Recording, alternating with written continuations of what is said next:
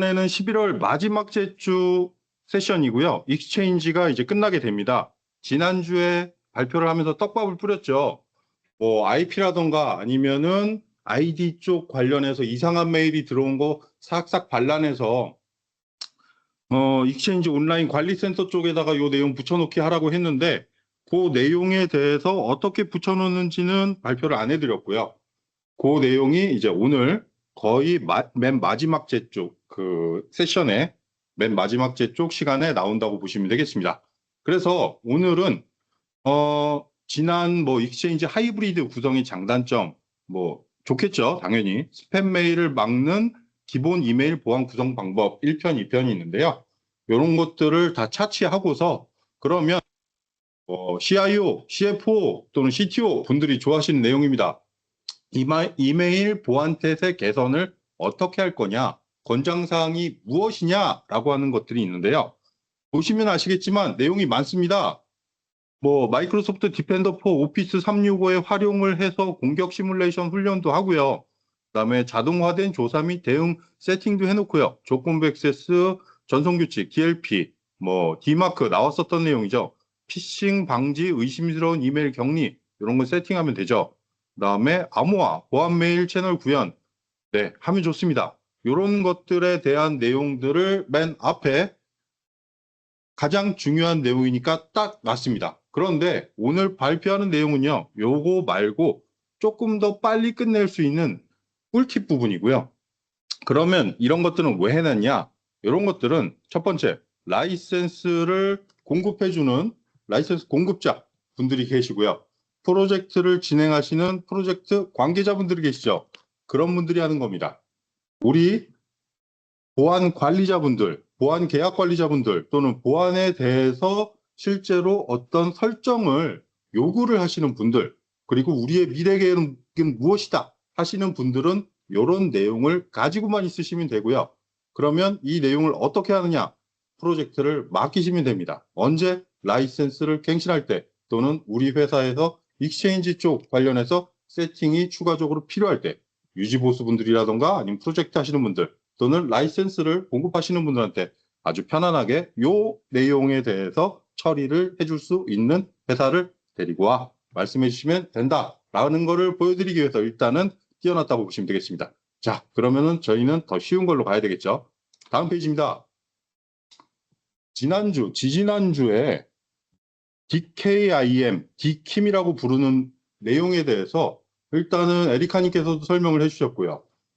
이게 좋은지는 알고 있어요. 그런데 이거를 우리 회사에다 세팅을 해서 다른 회사에서 DKIM 세팅이 안 했을 때 우리가 그거를 거부하면 어떡할 것이냐라고 하는 우려가 있으신 분들이 분명히 있으셨을 겁니다. 없을 리가 없어요. 왜냐하면 저도 그렇게 생각하거든요. 그러면 반대로 이 세팅은 왜 있는가라고 하는 부분에 대해서 잠깐 생각을 해봤으면 좋겠습니다. 왜냐하면 다른 회사의 스팸 메일이 들어갔어요. 우리 회사 도메인 이름으로요. 그쪽에서 물어보겠죠. 그럼 저희는 어떻게 하면 됩니까? 우리는 DKIM 설정이 돼 있어서 C네임 쪽에 나와 있는 내용들을 기준으로 해서 너네 메일 온 게 그게 맞아? 혹시 맞으세요? 거래처 분들한테 질문할 수가 있죠. 우리 쪽에서는 이런 데이터로 이메일을 보냅니다. 그래서 첫 번째, 우리가 공격을 막기 위한 수준으로서 DKIM을 우선적으로 하는 게 아니라요. 우리께 정당하다라고 발표를 해주고 공식적으로 알려주기 위해서 우리가 세팅하는 거라고 보시면 되겠고요. 여기 화면에 나와 있는 것처럼 마이크로소프트 디펜더 센터에서 쭉쭉 1번, 2번, 3번, 4번, 5번, 6번, 7번을 따라서 선택해주고 얘만 C네임을 올려주면 끝나는 거라고 보시면 됩니다. 굉장히 쉽죠? 자, 그럼 다음 페이지요. D마크도 설정할 수가 있습니다. 똑같이 정자메일 뭐 공동 작업으로 가서 거기서 위협 정책 중에 ARC라고 하는 항목이 있는데요. 이 부분에 대해서 추가 6번 누르고요. 7번에 대해서 봉인기를 추가를 하면 됩니다. 그런데 이 봉인기를 추가할 때 넣어야 되는 데이터가 무엇이냐라고 하게 되면 어렵지 않습니다. 왜? 다음 페이지에 써놨으니까요. 다음 페이지에 딱 보면은 여기 잠깐 써드릴게요. 노란색 좌측 하단번에 보이시나요?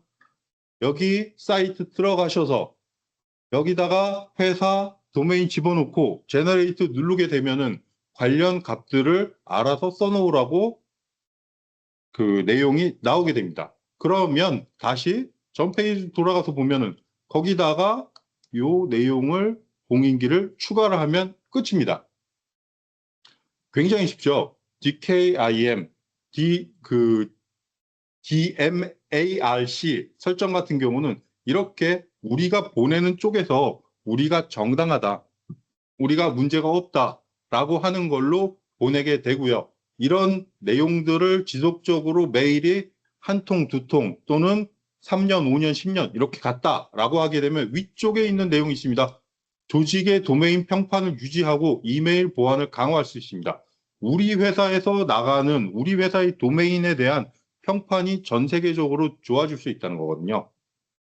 예를 들어서 어떤 리서치 회사가 있는데요. 그 리서치 회사 같은 경우는 대한민국에 굉장히 유수한 회사임에도 불구하고 전 세계 기준으로는 뭐 스팸 사이트 비슷하게 처리가 되어 있습니다. 그래서 그런 것들을 6개월에 한 번, 1년에 한 번씩 전 세계적으로 꽤 막히는 게 있는데요. 왜 막히냐? 이런 설정도 안 해놨고 평소에 메일을 발송하는데 리서치 메일을 많이 보내다 보니까 거기서 평판이 깎여서 끝날 수도 있다. 라는 건데요. 물론 거기는 이제 소명 자료를 지속적으로 내고 있는 곳도 있다라고 보시면 되겠습니다. 자, 오늘 내용이 굉장히 짧게 빨리빨리 지나가는데요. 왜? 요거는 프로젝트가 아니라 우리가 충분히 할 수 있으니까 라고 생각을 하시고 이제 봐주시면 될 것 같습니다. 그리고 더 쉬운 게 있습니다. 그거를 세팅을 하고 난 다음에 진짜 됐냐? 안 됐냐? 어떻게 판단할까요? 물론 직접 뭐 CMD나 아니면 파워쉘로 들어가서 특정 세팅해서 이게 된다, 안 된다 라고 내용을 확인을 하실 수도 있죠. 네, 그래도 돼요. 그런데 우리 저기 노르웨이, 네덜란드 분들이 굉장히 참 좋으신 분들이에요. 이 웹사이트는 인터넷 커뮤니티와 네덜란드 정부의 협력으로 만들어졌습니다. 네, 네트워크 그 구글 검색을 하고 뭐 타고 들어가다가 찾았는데요. 인터넷.nl 사이트가 있습니다. 여기 가서 이메일, 웹사이트, 주소가 있고요. 거기다가 한번 확인해 보세요. 우리 회사 거 오늘 요거 하나만 기억해 가셔가지고 앞에 거 기억 못 하셔도 돼요. 왜? 에리카님이라던가 아니면 저희가 같이 도와드린다 그랬잖아요. 세팅하는 건 하나도 안 어렵습니다. 단 이 주소에 대해서 우리 회사 이메일이라던가 우리 회사에 같이 연결돼 있는 도메인들 확인들 해보시면요. 이런 식으로 뭐 여기서는 온마이크로소프트닷컴 하나만 했고 그 다음에 거기다가 디마크라던가 DKIM 세팅 안 해놨어요. 그러니까 빨강색이 이렇게 3개나 떴는데 그렇지 않고 우리 회사 것도 세팅이 제대로 안 돼 있다라고 하게 되면 빨간 게 엄청 많이 뜨겠죠. 그리고 이 밑에 쪽에 계속 보다 보면은 해결 방법들이 나옵니다. 해결 방법들을 오른쪽 마우스로 해서 한글로 하셔도 되고요. 영어 잘 되시는 분들은 영어를 보시고 하셔도 되는데 그래도 난 모르겠다. 그러면 어떻게 하라 그랬나요? 저희 첫 시간에 얘기했죠. 문제가 발생했다. 내가 잘 모르겠다. 에리카님이 있습니다. 물론 에리카님 말고도 다른 분들도 많이 있고요. 그래서 마이크로소프트 A 분들하고 그다음에 에리카님 스페셜리스트 있잖아요. 그런 분들이라든가 아니면 저희한테 같이 연락을 하셔가지고 이런 문제들을 어떤 식으로 해결하면 좋을지 같이 논의를 할 수 있다고 보시면 되겠습니다. 자, 그거 말고 우리 꿀팁이잖아요. 짤막짤막하게 한번 알아보도록 하자고요. 뭐냐면 온라인 아마도 제 이 팀즈 방송을 통해서 2년 전 또는 1년 전에 얘기를 들어보셨던 분은 기억을 하실지 모르겠는데 특정 일본계 반도체 회사에서 요청을 했었던 거고요. 지금은 그나마 좀 많이 퍼진 기술 중에 하나인데 이렇게 아웃룩입니다. 웹 아웃룩에서 계정이라는 게 있고요. 설정에 가서 보게 되면은 이게 개인 아웃룩이라던가 개인 구글 쪽에 연동이 되어 있습니다. 익스체인지 온라인 쪽에 가서 뭐 get OMA 메일 뭐 폴리시 쪽 메일박스 폴리시 가가지고 세팅해서 확인하다 보면은 아무도 이네이블 또는 true 세팅이 돼 있으신 분들도 있을 건데요. 이런 것들 빼주는 거 하나만으로도 회사에서 특정한 사용자들이 메일을 또는 회사 데이터를 뭐 텍스트 형식으로 연동을 해서 빼갈 수 있는 것들을 막을 수도 있고요. 그거는 이제 내부의 사람을 못 믿는다라고 할 수 있는데 그걸 제외하고서라도 특정한 사용자의 계정이 메일이 해킹을 당했습니다. 시스템이 해킹을 당했습니다. 그러면 어떤 방법으로 데이터를 가져갈까요? 네트워크를 타고 뭐 텔레 붙어가지고 가져갈까요? 아니요. 더 쉽게 가져갑니다. 이런 식으로 연동해서 가져가기 때문에 세팅만 이렇게 펄스 되어 있는지만 되게 되면은 이런 기존에 이렇게 돼 있었던 것들이 사라지고 안 되게 된다라고 보시면 되겠습니다. 네. 그리고 최근에 나온 겁니다. 아우, 너무 예쁩니다. 뭐냐면 여기 보시면은 새 아웃룩입니다. 왜 아웃룩 어플리케이션 보면은 아웃룩 클래식이 있고요. 아웃룩 뉴가 있습니다. 이제 가로 열고 가로 닫고가 있겠죠. 그런데 많은 회사들이 하고 있는 것 중에 하는 게 하나가 뭐냐면 조건부 액세스를 사용을 해서 웹으로 아웃룩 어플리케이션, 아웃룩 웹 어플리케이션에 접속했을 때 이런 첨부 파일들을 다운로드 받지 못하고 원드라이브로 업로드 하거나 아니면 웹 상태에서 그냥 바로 열게 하는 형태로 해가지고 데이터를 확인하는 거를, 데이터 유출을 방지하는 걸 하고 있잖아요. 그런데 여기 보세요. 새 아웃룩이라고 했죠? 똑같습니다. 아웃룩 어플리케이션에서 데이터 다운로드 차단을 막을 수가 있습니다. 근데 좋아요. 할 수 있다 쳐. 그걸 어디에 쓸 거냐고요. 요 밑에 내용이 나온 게 있는데 첫 번째, 우리 원드라이브에도 내장 백신이 있죠. 쓸 수 있는 기능들은 쪽쪽 다 써야 되지 않겠습니까? 원드라이브에도 백신이 있는데 요거는 우리가 사용하는 MD P1, P2하고는 조금 다르고요. 그 다음에 익스체인지 온라인 쪽에 메일이 왔을 때의 백신하고는 하고도 조금 다릅니다. 그래서 요것도 같이 기능을 써야 되겠죠. 쓰기 위해서면 이런 설정을 할 수도 있겠죠. 그리고 두 번째로 우리가 위에 보는 것처럼 MD를 구매하신 분들이 있어요. MD를 구매를 해서 그 사용할 때 정책 중에 공격 정책 중에 아마 파일리스 공격이 있을 건데 그 파일리스 공격 같은 경우는 공격 같은 그 항목 중에 하나가 내용이 뭐가 있냐면 파일이 내 로컬에 떨어진 이후에 특정한 다른 어플리케이션과 연동을 해서 공격이 일어나는 방식 중에 하나입니다. 그런데 보세요. 얘는 데스크톱 앱에서 바로 재생하는 거죠. 쉽게 말해서 하드디스크 안에 물리적으로 논리적으로 파일이 떨어진 게 아니라 메모리단에 또는 임시단에 떨어진 상태에서 MD랑 연계를 해서 직접적으로 어플리케이션에 대한 감시를 기준으로 해서 처리가 되는 거기 때문에 이런 세팅을 해서 하게 되면 MD에 굉장히 유리하다 보실 수가 있고요. 그렇지 않고 좋아. 그러면 나는 한국이니까 머리가 좋잖아. 어떻게 데이터를 뺄까라고 하다가 오케이. 그러면은 내 PC에 있는 엑셀, 워드, 파워포인트에서 연 다음에 다른 이름으로 저장하면 되지라고 하실 건데요. 맞습니다. 그렇게 하시면 되죠. 그러나 그럴 때 우리 AIP, MIP가 있습니다. 파일이 직접 그 사람이 데스크탑에 만들었습니다라고 저장이 될까요, 안 될까요? 되죠. 그러면 다른 이름으로의 저장을 허용했을 때 AIP의 활동 탐색기의 내용이 기록이 됩니다. 그러면 어떤 사람이 어떤 행동을 했는데 이게 뭐 잘못된 행동이었는지 아니면은 정말 해킹 공격이었는지 모르고 했다는 것도 확인할 수가 있을 거고요. 아니면 이 사람이 악의적인 행동에 의해서 일어났다라는 것도 확인할 수가 있겠죠. 그래서 이런 세팅을 요즘에 하시는 추세라고 보시면 되겠습니다. 자, 그리고 하나 더 있죠. 아까 원드라이브에서 되면은 쉐어포인트에서도 돼야죠. 이렇게 보면은 이상한 G 파일들이 있고요.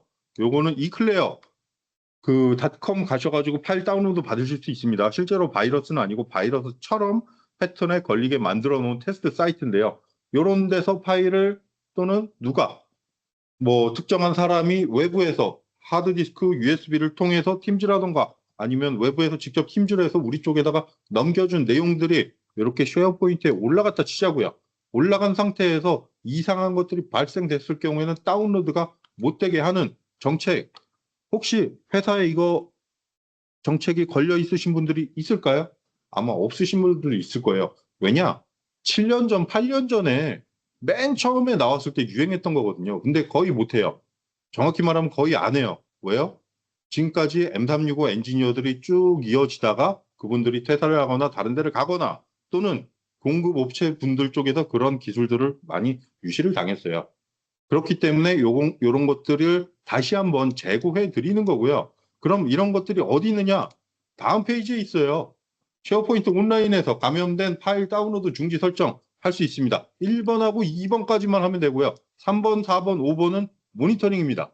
쉐어포인트 온라인 쪽에 PMP로 붙는 것도 아니고 쉐어포인트 온라인 쪽에 그냥 일반적으로 붙은 다음에 요런 세팅 딱 2개만 해주면 아까 원드라이브도 그렇고 쉐어포인트 온라인도 그렇고 세팅할 수 있습니다.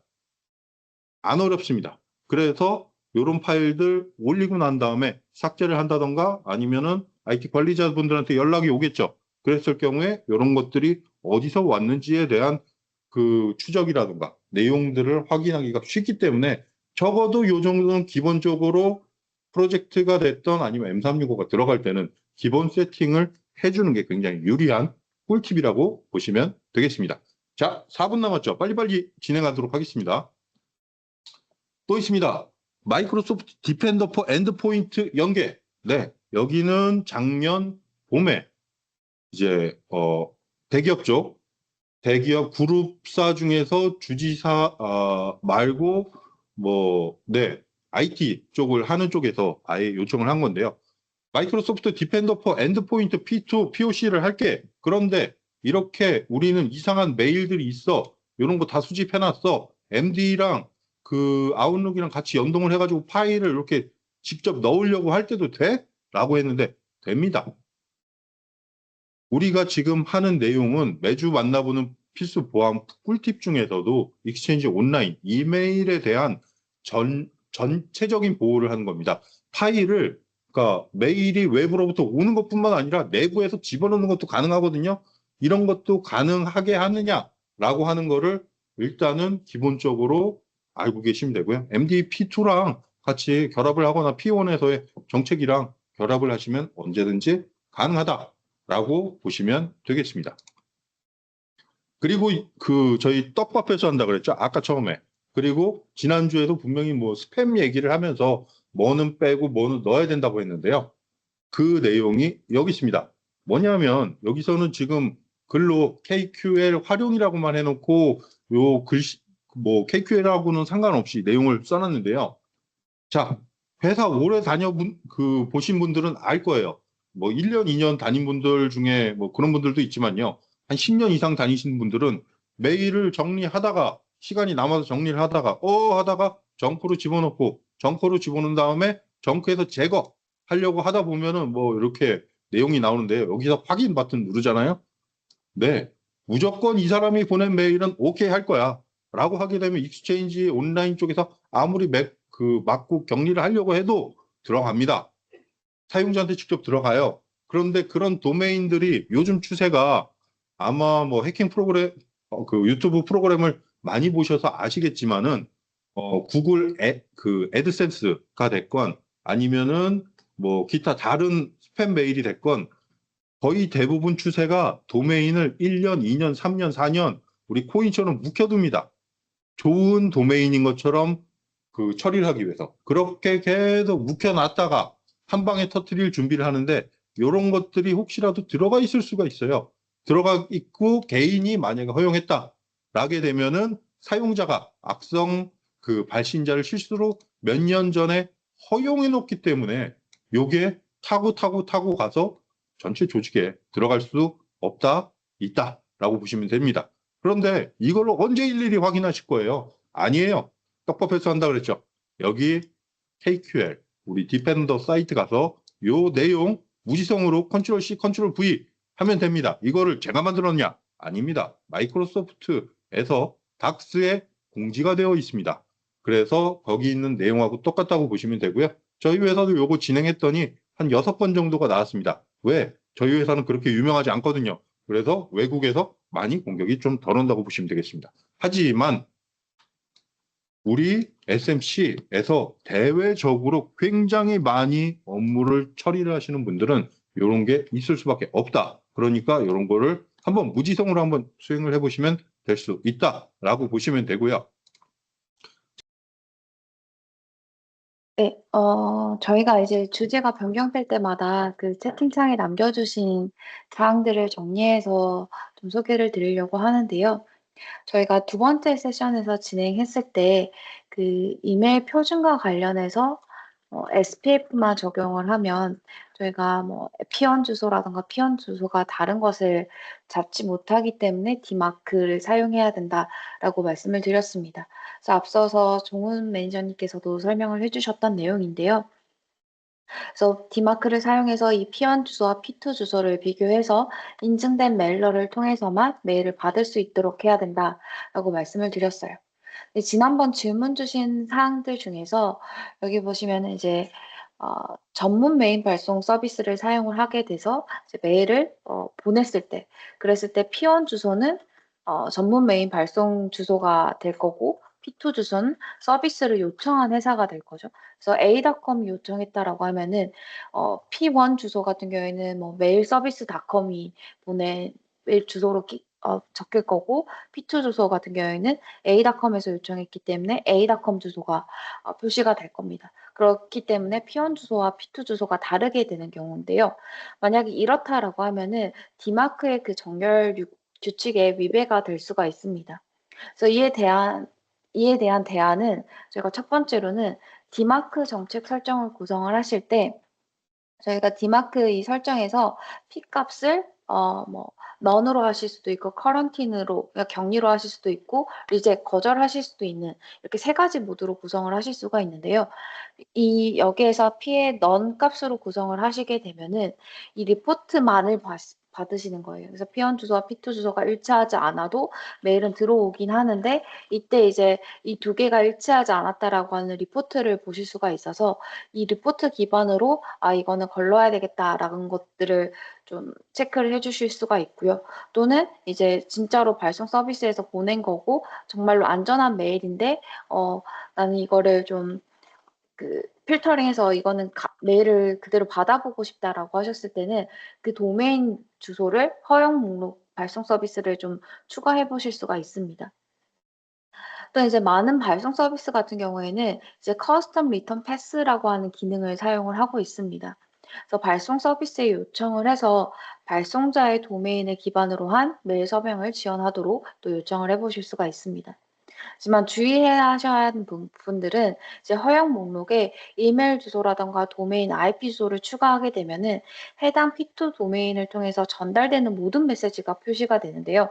그런 것들이 우회가 될 수 있기 때문에 우회가 되고 그래서 보호 스택을 거쳐서 실제로 메일이 이제 들어올 수가 있는 거죠. 그래서 그렇게 해서 메일이 들어오게 되면은 이 메일은 악성 메일인데도 이제 오해가 돼서 들어왔기 때문에 오버라이드가 되게 되어서 결국에는 악성 메일이 걸러지지 않고 나의 받은 편지함으로 들어올 수가 있게 됩니다. 물론 중간중간에 이제 다른 필터링 스펙 그 보호 그 필터링 스택을 통해서 저희가 이제 뭐 좀 높은 위험의 멀웨어가 들어가 있는 파일이라던가 피싱 파일들은 걸러주는 역할을 하겠지만 그래도 우선은 이제 허용 목록에 이게 포함이 되어 있기 때문에 이건 안전한 거네 하고 계속 무시를 하고 오해해서 들어올 수가 있기 때문입니다. 그래서 이러한 부분들을 좀 주의해 주셔야 되고요. 아무래도 이제 보안에는 완벽한 게 없을 수가 있습니다. 그래서 인증된 메일러라고 하더라도 메시지가 악성이 아니라는 의미가 아니기 때문에 모든 이메일 보안 서비스들은 계속해서 해당 메시지에 악성 컨텐츠가 있는지를 확인을 해줘야 하는 부분이 필요하다고 좀 강조를 드릴 수 있을 것 같아요. 네, 지금까지 저희가 4주 동안 이메일 보호와 관련된 부분들을 소개를 드렸는데요. 이제 앞으로의 4주는 저희가 MD, 마이크로소프트의 EDR 솔루션인 마이크로소프트 디펜더 보호 엔드포인트에 대한 소개를 좀 진행을 하려고 합니다. 그래서 취약점 진단부터 뭐 실시간 위협 탐지라던가 자동화라던가 이러한 부분들도 좀 놓치지 말고 참석을 부탁드리도록 하겠습니다. 또 중간중간에 이메일 보안과 관련해서 공유드리고 싶은 사항이 있으면 세션에 포함해서 또 소개를 드리도록 하겠습니다. 네, 마지막으로 지금까지 소개해드린 자료는 지금 채팅창에 하나 링크를 공유해 드릴 건데요. 여기에서 다운로드 받으시고 확인해 보실 수가 있습니다. 네, 그럼 오늘도 참석해 주셔서 감사합니다. 다음 주 화요일 날 다시 또 뵙겠습니다.